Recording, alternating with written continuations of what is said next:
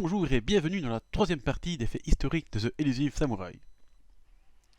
Dans cette vidéo, je me concentrerai sur la conquête de Kamakura, qui conclura la campagne de Nita Yoshisada et marquera une importante étape dans celle de Tokiyoki.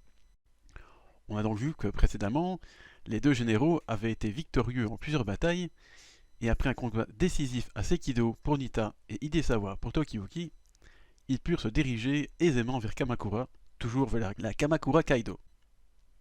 Donc, pour rappel, c'est la grande autoroute de Kamakura qui est divisée en trois, comme j'avais déjà montré, et qui se rejoignent tous à Kamakura. Mais avant de parler de cette conquête en elle-même, donc j'aimerais faire un dernier parallèle entre les campagnes Nita et Hojo, avec cette carte qui, en plus de bien résumer leur campagne, montre bien la proximité des batailles, malgré les 2 ans d'écart, et donc l'importance de cette autoroute de Kamakura.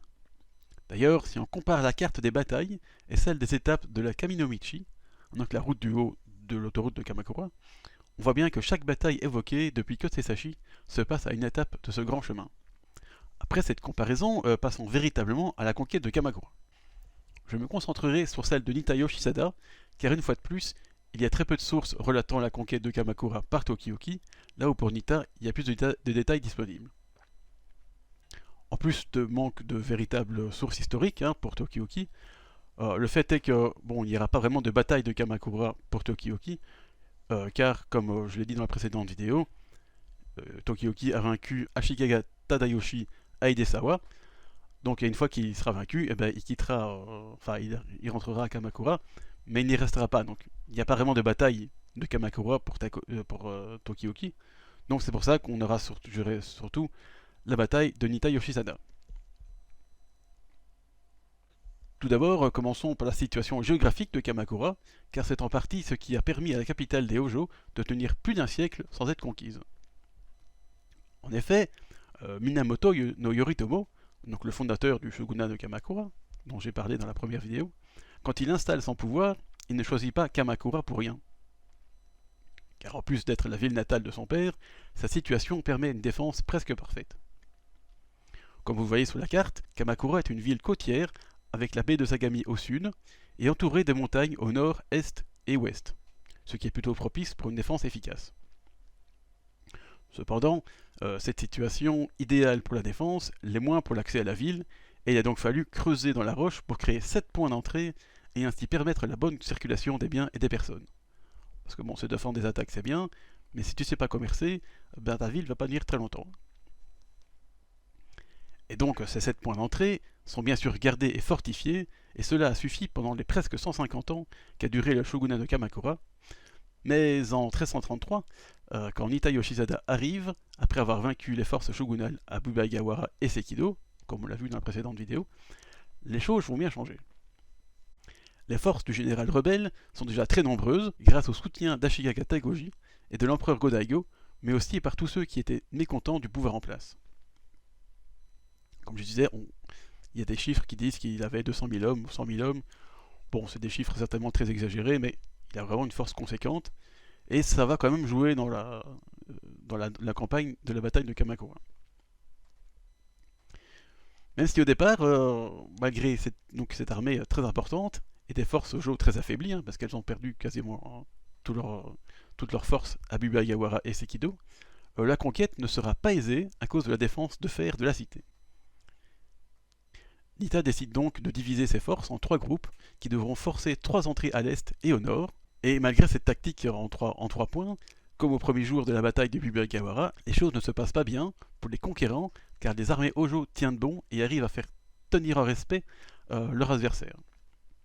Pire, à l'une des entrées attaquées, appelée Gokuraku, l'un des généraux de Nita, Muneji Odashi, est tué et donne donc l'avantage aux armées Hojo. Nita, qui lui-même se voit opposer une féroce résistance à l'entrée appelée Keiwaizaka, décide donc de quitter cette entrée, laissant son frère Yoshisuke diriger l'offensive, et il se dirige alors vers Gokuraku pour prendre le commandement vacant laissé par la mort de son général. Cependant, malgré son arrivée, les choses ne progressent toujours pas, et Nita se dit alors qu'il serait difficile de percer les défenses ennemies et décide de contourner l'entrée fortifiée en longeant la côte à partir du cap Inamuragasaki. dont les forces Hojo, qui le protégeaient, sont parties renforcer celles se battant à Gokuraku, laissant ainsi le cap avec peu de défense terrestre. Ça reste cependant un pari risqué, malgré cela, car en plus d'être potentiellement bloqué par la mer, n'oubliez pas que Kamakura est bercé par la baie de Sagami, il pourrait être aussi attaqué par les bateaux du shogunat qui surveillent la côte. Parce que les Hojo, ils sont pas complètement cons, ils ont quand même protégé la côte. Mais selon la légende, Nita aurait alors demandé à Amaterasu, la déesse du soleil et aussi la divinité la plus importante du shintoïsme, de faire reculer la marée. Pour cela, il aurait jeté son épée à l'eau en offrande. Amaterasu aurait alors accepté son cadeau et accédé à son souhait, et fait reculer la marée, et Nita put alors longer facilement la côte, tout en étant hors de portée des bateaux de Kamakura, qui ont du coup reculé parce que, bon, un bateau sans eau, c'est moins pratique. Ça, évidemment, c'est ce que raconte la légende. Mais en réalité, bon, on ne sait pas vraiment ce qui s'est passé, mais d'après les hypothèses que j'ai lues ici et là, en fait, Nita aurait juste profité d'une marée basse pour longer la côte, mais du coup, ce récit est tout de suite moins héroïque. Parfois, un petit coup de chance, ça marche bien aussi quand même. Hein. Cela dit, légende ou pas, ce mouvement lui permit de contourner l'entrée fortifiée de Gokuraku, d'infiltrer la cité de Kamakura et de prendre à revers ses adversaires et mettre la cité à feu et à sang, comme on le voit dans le premier chapitre du manga. Le clan Hojo, dont le père de Tokiyuki, donc Takatoki, quitte son palais pour fuir dans leur temple personnel, le temple Tosho, qui en général sert à se recueillir devant les morts de la famille. Un lieu funèbre qui allait le devenir encore plus, car c'est là que plus de 800 membres du clan Hojo et d'autres vassaux se donnèrent la mort, mais aussi là que Tokiyuki et Yorishige se rencontrent pour la deuxième fois. Parce que, forcément, une fois que Nita enfonce les défenses de Kamakura par la côte, c'est la Bérésina, même si la Bérésina c'est bien plus tard, mais c'est la catastrophe, les armées Hojo se décomposent, et bien sûr, les soldats de Nita mettent la ville à sac, et donc voilà, une fois que les Hojo sont acculés au temple Tosho, ben, tout ce qu'ils font à faire, comme les samouraïs à l'époque, c'est se faire seppuku, mais en masse, hein, 800 membres c'est quand même beaucoup. Alors on ne sait pas historiquement si Tokiyuki a véritablement vu son père mort dans la salle du temple, hein, comme c'est montré dans le manga, mais tout ce qu'on sait c'est qu'effectivement Yorishige, ou en tout cas un membre du clan Suwa, a récupéré Tokiyuki pour fuir en Shinano, comme on voit dans le manga. C'en est donc fini pour le shogunat de Kamakura, qui, malgré une défense acharnée à Kamakura, est tombé assez vite, car le départ de Nita du sanctuaire d'Ikushina, donc c'est vraiment le tout départ comme on a vu dans la précédente vidéo, a eu lieu le 8 mai, et Kamakura est tombé le 22. Donc la campagne a duré à peine 15 jours. Pour faire tomber un shogunat qui a duré 150 ans, c'est quand même pas mal. Hein. 2 ans plus tard, en 1335, Tokiyuki et ses alliés feront cependant encore mieux, car entre la bataille de la plaine d'Onakage et la reprise de Kamakura, il ne se passe que 5 ou 10 jours. Des sources que j'ai regardées, ils ne sont pas tous d'accord, comme souvent, parce que encore une fois, on n'a pas beaucoup de sources, on a juste des récits qui ne sont pas toujours très fiables, donc c'est entre 5 et 10 jours, mais ça reste quand même moins que les 15 jours de Nita. Donc on peut se poser la question, comment ces armées ont pu aller aussi vite, avec peut-être un peu moins de batailles que Nita Yoshisada, même si Tokiyuki a eu plus de batailles avant le départ de Nita Yoshisada.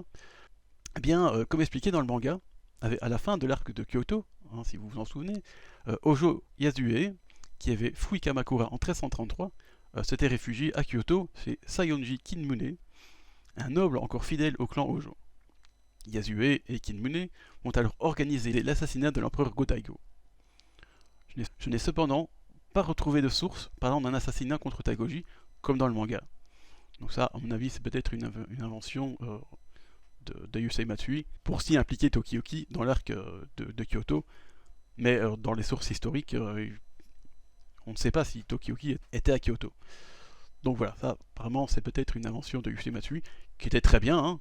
D'ailleurs, ça lui permet aussi de rencontrer Kusunoki Masashige. Donc c'était très cool, mais apparemment, il n'y a pas de source historique là-dessus.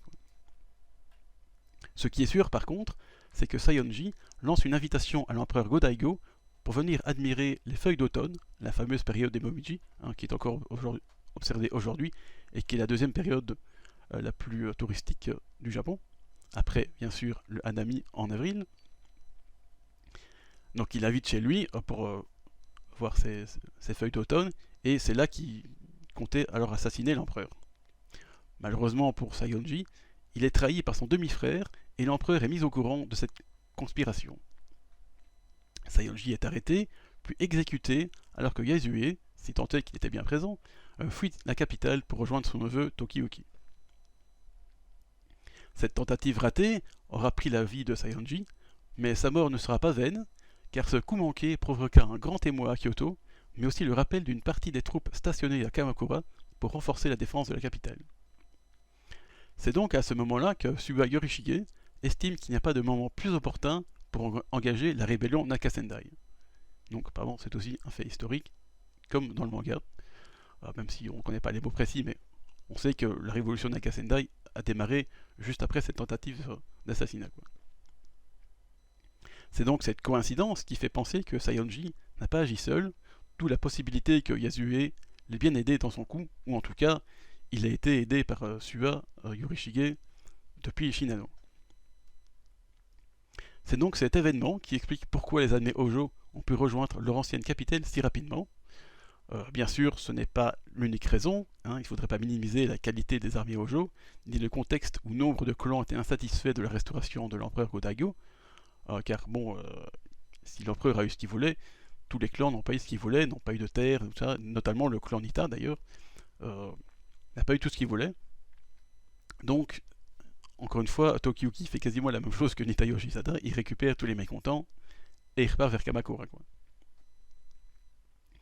Bon, il y a aussi bien sûr le fait que l'empereur Go-Daigo n'a pas réagi tout de suite, ou n'a pas eu l'information tout de suite de la rébellion de Tokiyuki, et donc il n'a pas envoyé des renforts très rapidement, et ils ne sont arrivés que bien trop tard en fait. Vu que Tokiyuki a quand même repris Kamakura à Tadayoshi Ashikaga. Donc comme je l'ai dit au début de la vidéo, si Nita Yoshisada avait bataillé ferme pour Kamakura, donc la cité elle-même, Tokiyuki, lui, n'aura pas à le faire. Ashikaga Tadayoshi a préféré sortir de la ville et rencontrer Tokiyuki à Hidesawa, plutôt que de se cloîtrer à Kamakura.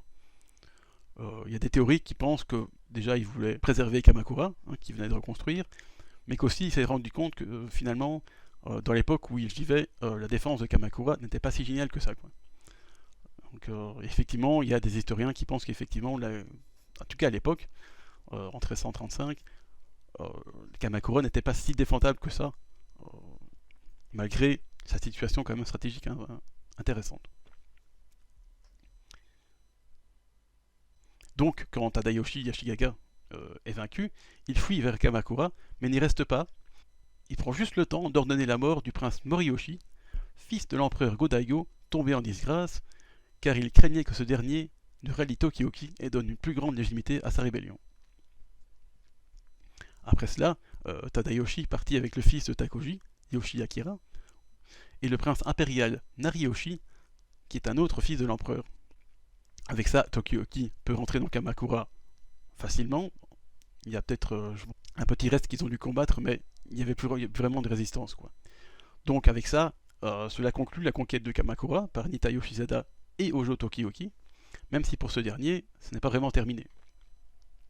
Cependant, si je continue, cela va au-delà de l'histoire du manga publié en tome, par chez nous, donc je reprendrai peut-être ce récit historique une fois l'histoire plus avancée. Parce que comme j'ai dit dans la précédente vidéo, ce serait dommage de spoiler le manga avec les faits historiques. Moi je suis déjà spoilé à mort, je voudrais pas que ça vous arrive aussi. Je conclue donc ici cette vidéo, qui je l'espère vous aura plu autant qu'à moi à le faire, et je vous dis au revoir.